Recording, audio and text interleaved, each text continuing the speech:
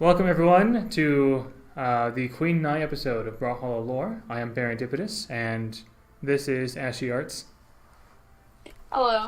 Hello. So Queen Nye, we have a few things to say about Queen Nye, don't we? Some very interesting things about her. So if you'd like, I'll read the first quote, and if you want, you can read the second quote, which is Nye herself talking to Bodvar. It's a fun quote. So here we go. So the prophecy of the Jaguar Queen. So it is written that the warrior queen shall walk abroad and vex the stranger gods in their own house. She will defeat them in tests of their own devising and wrest the laurels from their crowns. And in the final battle she will call out, and our old gods will answer in fury, destroying all, so the cycle will begin anew. Our beliefs aren't so different. So, for example, your notion of Ragnarok is roughly correct. You were just like... Sorry, you cut out there, but... You can try one more time. You have to redo that. Yeah, go ahead. Go for it. Alright.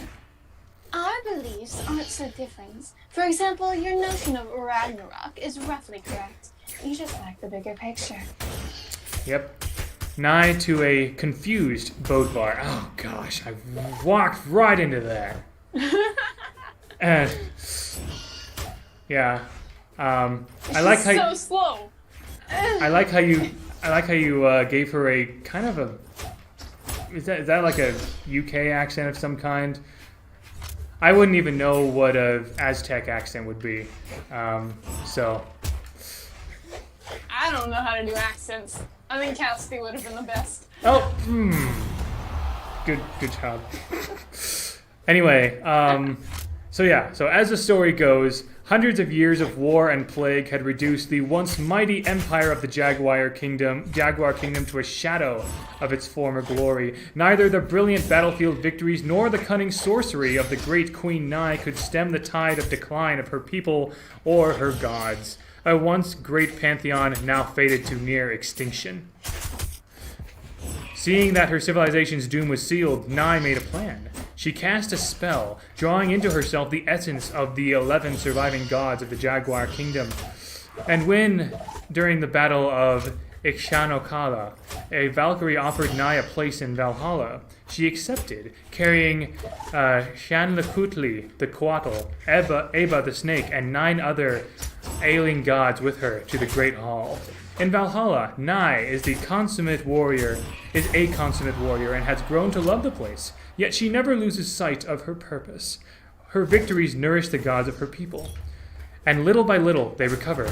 Nye believes tales of Ragnarok represent Asgardians' dim understanding that the creation is cyclical, and that Asgard must be destroyed for the world to be renewed and for her gods to rule again. So some very cool stuff there. And if there ever was a story mode, there's some possibility with Feywild, but there's also some possibility with Queen Nye's Pantheon. But I'll mention the connections briefly with other legends, and then we'll get into the nitty-gritty of all this. So, first of all, Nyx's Quetzalcoatl Quarry, as it's called, is obviously Queen Nye. There is literally no one else that the words Quetzalcoatl and Quarry Quetzalcoatl would apply to.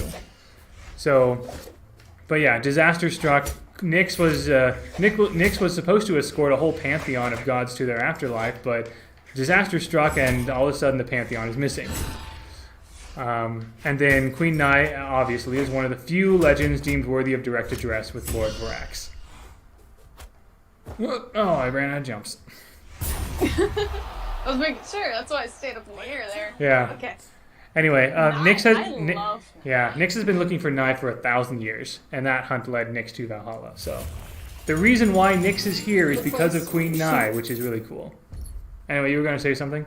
Yeah, I could explain something about Nyx right now because I really enjoy that little thing right there. Sure. Cover quote. But I'm gonna wait until the Nyx thing. Okay. That's why I enjoy Nyx lore-wise. Yeah, Nyx has a lot of implications for lore, but Yeah, I like that. I mean, as far as we know, Nyx doesn't realize that Queen Nai is her quarry. Although I feel like it should be obvious. But Yeah. I also love that. So since you probably know, it's just like they fight one time. Or maybe like, even if Nyx did know, maybe the tournament is preventing her from claiming Queen Nai or something. Odin is like, no, Nyx, you can't take Nai. She's amazing. We need her for Ragnarok, and plus the fans love her or something. I don't know. Yeah. That's my little I think headcanon, I fans suppose. like her. Yeah, I do love that pretty much all of Queen Nai's SIGs reference an Aztec god of some kind, showing that that's where her power comes from. Like you see a snake or kind of snake head there with that SIG right there. Snake, everyone's favorite down SIG.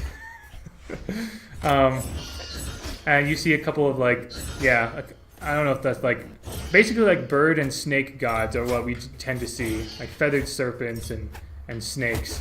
Oh wow, that was good. Oh man. Keep walking into these things, but I mean, it just makes you look good, right? Yeah, it does. So you're welcome for that. As I talk, You gotta keep my low gold self on the down low. Oh yeah, exactly. I mean, yeah, okay. So some stuff I looked. So obviously I was looking up, you know. So stuff I found about Queen Nai's like historical context and what might have inspired her design. At first, you might think that Queen Nai could be part of one of several ancient American empires, right? Because you got the Mayas, you got the Incas, you got the Aztecs, you got several other ones that I can't remember right now. But I am pretty much 100% certain that she is Aztec because no other empire, no other like ancient American culture I've found has Quetzalcoatl. So, if people are wondering if she's Inca or Mayan or whatever, I say no, she is Aztec. Mesoamerican, that's the general term, but the fact that she's called Quetzalcoatl Quarry in Nyx's lore, that tells me Aztec, definitely. Unless you can find the name Quetzalcoatl in some other Mesoamerican empire or something. So, the word Aztec comes from, basically it's, it basically used to mean like people from Aztlan or something, which is arguably the mythical ancestral home of the Aztec people. So it's kind of like, it stems from the word that the Aztecs used to call themselves, essentially, which is no surprise. They had a huge pantheon. They had dozens of gods. And obviously Quetzalcoatl is the most well-known one. Quetzalcoatl is like the wind god or something. Player 2 wins. I believe with that means in this entire universe, more than one type of gods, like more than Norse gods exist. Exactly. Just from Nai's lore alone. And Nyx's lore also like brings stuff up as well. But talking about Queen Nai, the fact that there's another She's the pantheon. first one to show that. Exactly. Yeah. Queen Nai. So, obviously Quetzalcoatl, we know that from Nyx. Love it. I know. I knew this on purpose. I see what you're doing. I'm picking up what you're putting down. So I there. did that with the last few ones. So the two gods that are mentioned in the lore are Xanlacutli, the Quatl, and Eba, the snake. By the way, I think that if you see an X in like Mesoamerican languages, it's like a sound. I'm pretty sure. It's not like a sh sound. It's a. That's why Ixanocala or whatever. Correct me if I'm wrong. Anybody. I'm sure you will in the comments or something. But I couldn't find either of those names in the official Aztec pantheon. Actually, I think BMG might have made them up, which is fine. I was just because a few of even the Valkyries can be made up during this. yeah, like Really fun to talk about. indeed. Oh, there we go. But Don't swear. I was seriously expecting something, but I was a little disappointed to find that there wasn't anything. But that just means that BMG took some liberties, which is all good. I think I saw that coming. I'm like overly proud of any read I get or whatever.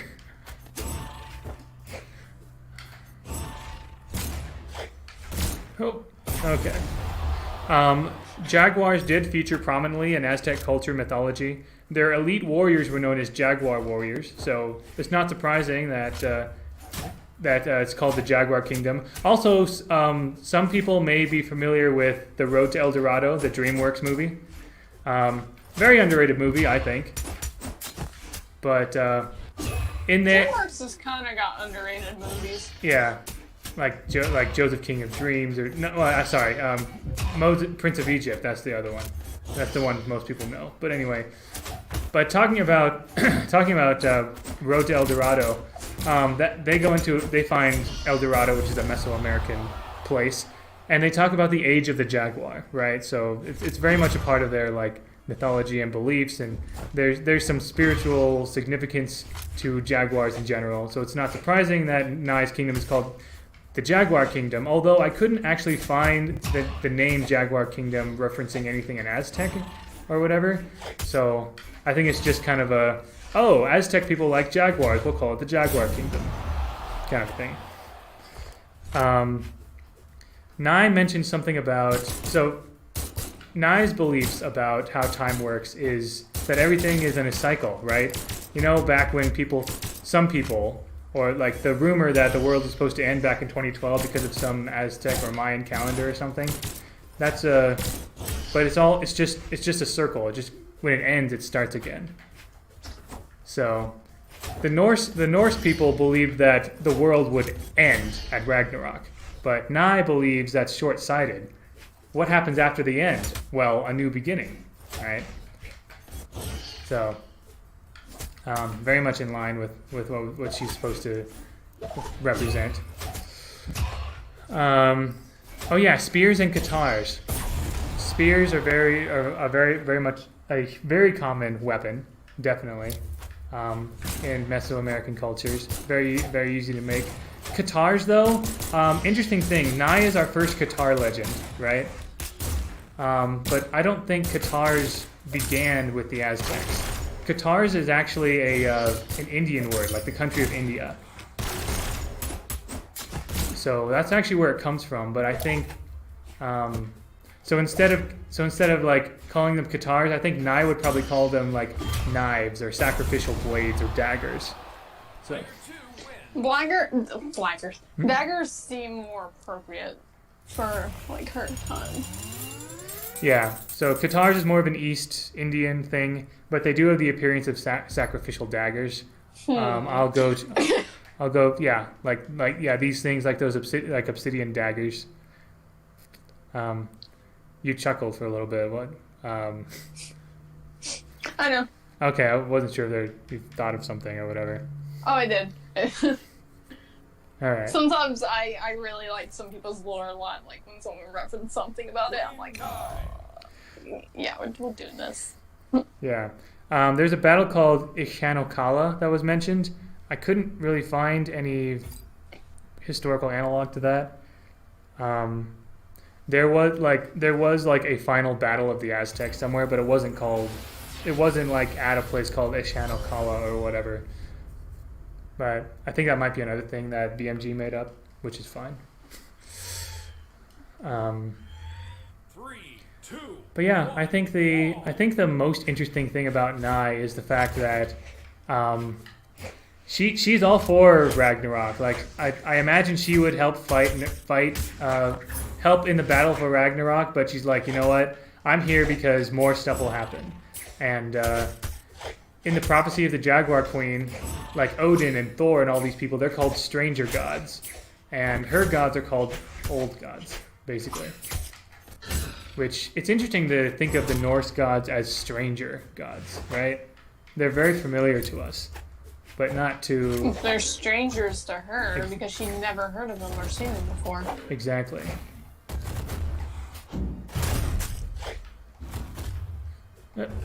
I should have seen that coming. Should Let have me use my main weapons.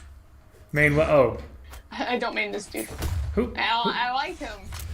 I like the fan base interpretation of him. Oh gosh, there's But, there's a fair amount of really fun fan lore and headcanon with Caspian. Caspian is one of those like pretty boys that people love to speculate about.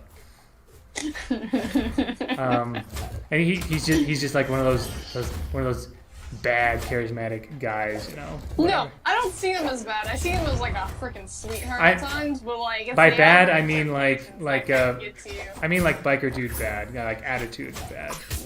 Yeah, So, yeah.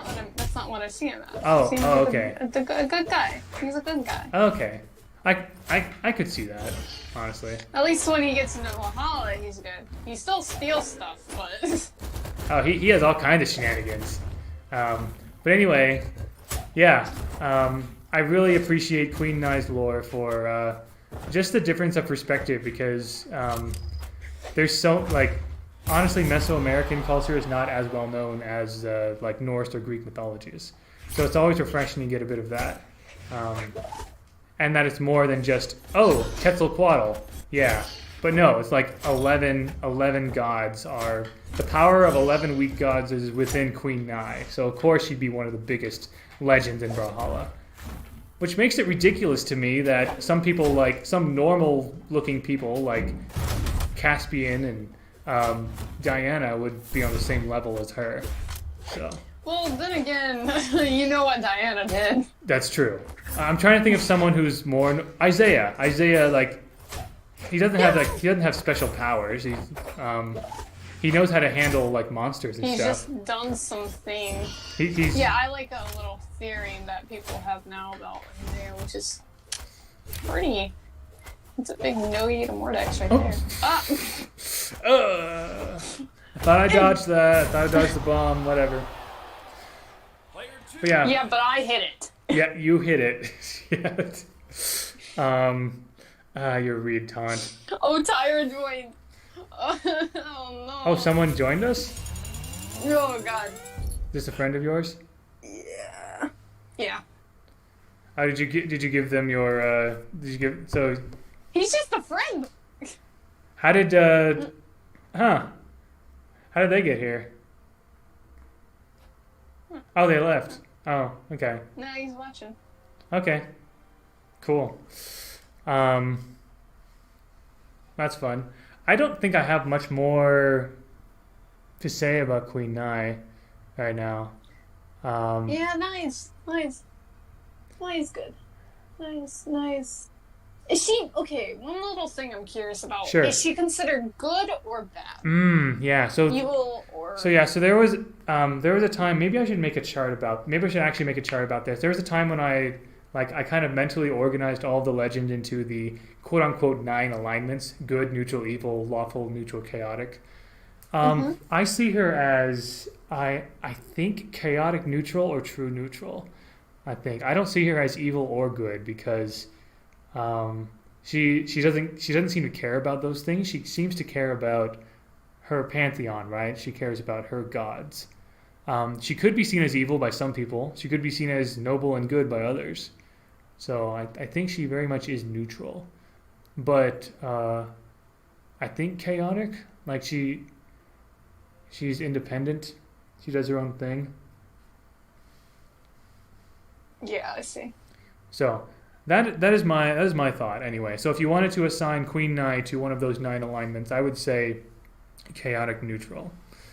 Maybe lawful neutral if you consider her a queen, I suppose. No,